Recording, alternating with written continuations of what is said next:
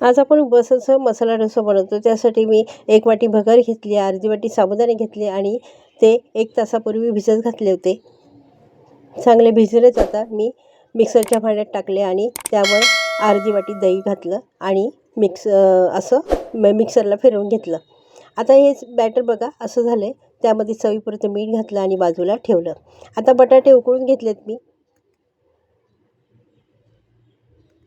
गॅसवर मी कढई ठेवली. त्यात थोडं तेल घातलं, शेंगदाणा तेल.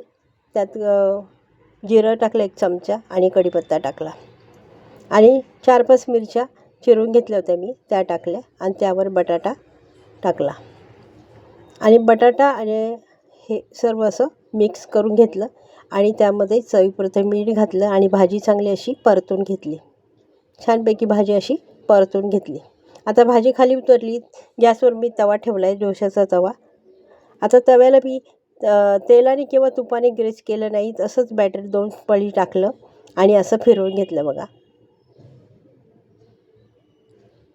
यामध्ये आपण इनो किंवा सोडा घातला नाही.